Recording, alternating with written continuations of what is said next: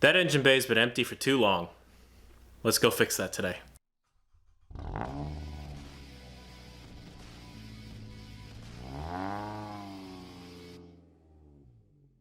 How's it going, everybody? Welcome back to Make It and Break It. My name's Andrew, and today we're putting our new engine into our old empty engine bay.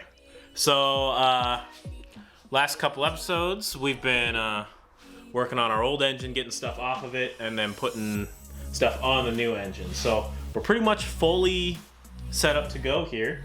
Off camera before this, I put on the heater core hose on the backside, as well as I swapped out the spark plugs again. So I had my new spark plugs in, but I remembered that I'm gonna want the spark plugs out to prime everything with oil and everything. So I put the old one in just to protect the holes and make sure nothing gets into the rotors. But those are gonna get pulled here once we get the engine in and fixed up and everything. Yeah, kind of the plan is we'll get this thing rigged up and get ourselves a new engine in our engine bay. And hopefully everything works. Let's go.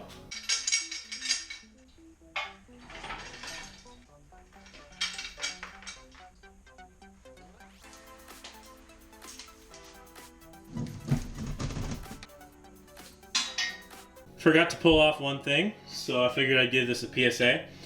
This is your belt, kind of, what are these things? These are your belt drives that come off your crank. So I pulled these off. It comes off in multiple pieces. Remember when you're pulling off stuff like this that you want to go back together in the correct orientation to actually mark stuff where it's supposed to go. The only real thing that matters is your crank position sensor. This is what there's a sensor on your crank that says where it is in its rotations, and that helps the computer decide when to shoot fuel or ignite the spark plugs or anything. So I marked this with relative to this gear, which is marked relative to this pin that's coming through, and I did mark that pin on the engine so that I can put these things back in the same spot where I pulled them off from.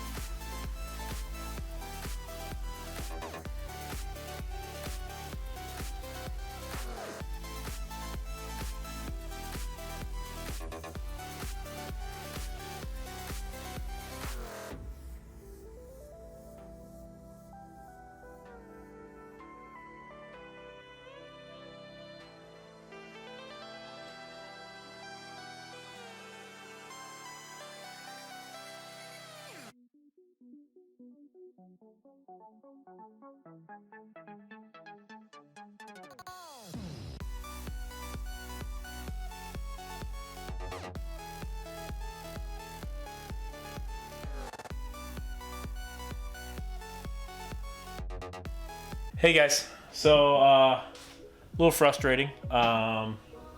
We are having some trouble getting our engine to slide back far enough. What it really comes down to is our rigging setup isn't allowing us to slide the engine into place. So I'll show you that and then we'll get the engine out. I'm not gonna be able to get the engine in tonight, unfortunately, so we'll just continue this tomorrow. Once I go get a few things, possibly. So let's show you what we got first, and then I'll go do all that stuff later. So this is our setup. I pulled it out a little bit just to make sure. So this is how we kind of set up our rigging. So we got our crane to a thing, and then we got a load leveler over here, and that goes down to a couple chains, which go onto those rigging points, you know. Problem is, I used a fairly similar setup to when I pulled the engine, with some differences. So you can see I've got some chain hanging out here. Instead of using the full chain length, I cut down on the amount of chain that's in there. So that gave me a little bit more room to move up and down, which was good because I could get the engine out without dropping the car jacks all the way to the floor and get the car on its wheels, which is nice. Problem is that I set up these chains from our load leveler here and here essentially the same way I set them on removal, and we're running into a situation where this chain specifically, and you can see I've already bent a lot of the plastic in here. I bent this on removal, but I didn't take into account the fact that I need to slide this thing. It's where these chains were helping me earlier in that they put a bunch of tension on this thing and it actually just pulls it off the transmission. Now I have to slide it against all that, and that's going very poorly. You can see where it's rubbing in up here. You might be able to see back here where it's taking a lot of this firewall stuff off. It's definitely rubbed on the AC line that's running. Luckily that's a hard line, so it bends and doesn't really matter too much. We're getting to the point where I want to push the engine back onto the transmission and off of this front frame piece that's kind of under the engine right now, and I can't move it because this chain on the backside is resisting me. So yeah, we're gonna need to reset, pull the engine back out, set it down, and try again tomorrow, I guess. So we're gonna go do that real quick. All right. So it's the next day. I've got some sleep. Maybe a little bit more positive about life here, and I think we've got a setup that'll work better for us. So we had been using a load leveler, kind of like that thing. In fact, it was that one. I don't know why I said kind of like that one. We have been using that load leveler, which is really cool, and it lets you move. Essentially, it has a chain coming up from this portion up here, and that handle lets you run the chain along this rail, and that'll let you like balance the load so that your chains may or may not be the same length, but you should be able to get it pretty close to balance if you get that set in the right spot, which is really nice for taking engines in and out. Problem is, that specific load leveler for me, I had choices. I could either make it short enough that I could rig it into the engine bay without hitting the ceiling here, because I have a very short ceiling, or I can make it long enough to allow the engine to slide back and connect with the transmission, but I couldn't really do both. So that wasn't working. So I went out to Granger, it's an industrial supply shop, and picked up a couple different types of slings, web rigging slings. So these are actually huge. They have a lot of load rating. Each one of these is rated for like, I don't know, 3,200 pounds in this sort of configuration at a full, at a vertical. So that's probably in this sort of configuration rated for about, I don't know, 2,000 pounds or something like that. So I got some overkill slings and then hooked them straight into our hook here. So that should give us more room, because this essentially won't contact the back firewall here. So we should be able to like push the engine in and get ourselves actual, you know, like contact, and get ourselves off of this front subframe right here that we were just hanging on to the whole last time we were trying to get in. So that's kind of the hope. Let's see if it works out. All right, slide on. Nope. There's a gauge somewhere in there.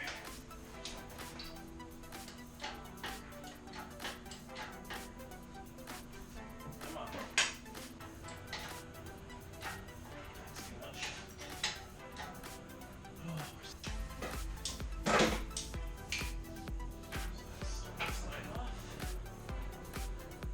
Farther out.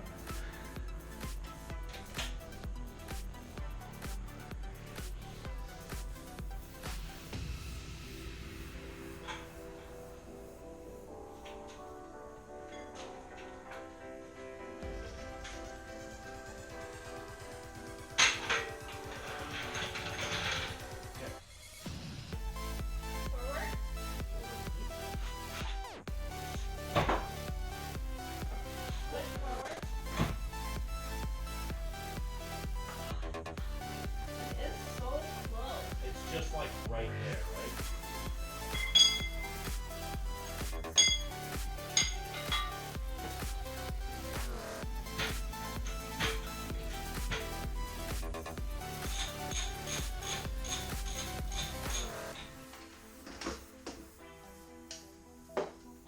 I have no idea how my face gets this dirty, but it really does look like I've been like legitimately coal mining all day. Yeah, I'm so confused. Anyway, engine is made it up to the transmission. So I had to get a little bit of help just to get another eye on this thing to get it in there. But our new sling worked a lot better than our old one did. And everything is made it up. So right now we're sitting with, we got 3 bolts in there with the 2 bottom bolts, and then this left side bolt in there pretty tight. Just keep everything square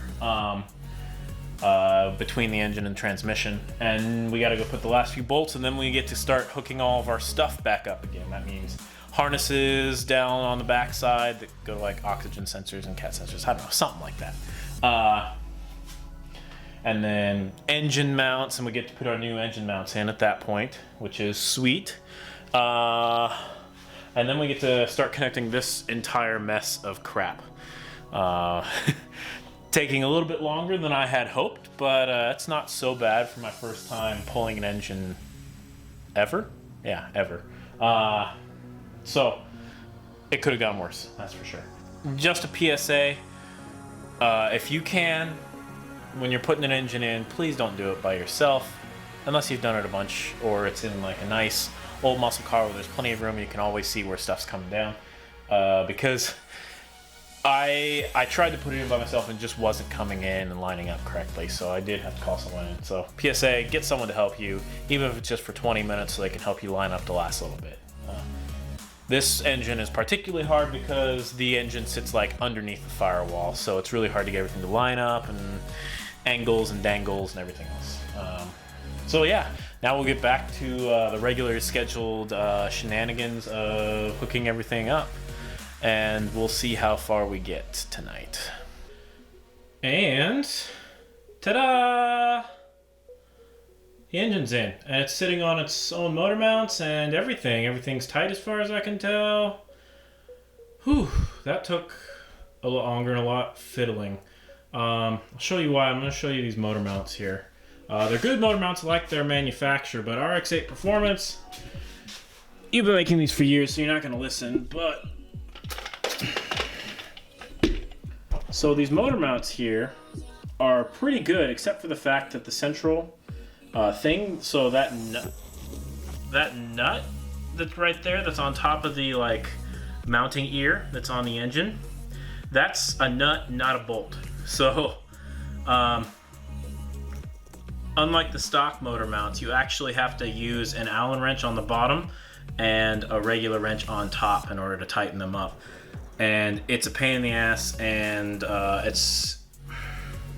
understand why the design is that way, because that way you don't have to cut threads anywhere in this or have a threaded piece, a solid threaded piece, so everything can be loose. But honestly, it makes install a huge pain in the ass. So yeah, just an FYI, if you guys use the RX8 Performance motor mounts, don't forget that you have to bolt the mount to the mounting ear before you bolt it down, as opposed to the regular motor mounts where you bolt it down and then drop the mounts onto them. So, FYI. So we're good. I don't know if I included the footage of me trying to get these lanyards, or these straps, out from the back of the engine bay, but I ended up having to use this, you know, it's a grabber thingy. I ended up having to use this to like push it out. It was super goofy, but that worked. Our new sling setup worked really well. Took us a very long time to align and jiggle this thing into place. We ended up having to kind of snug up some bolts to try and get it to want to line up. So the drive and then the shaft lined up with the clutch just fine.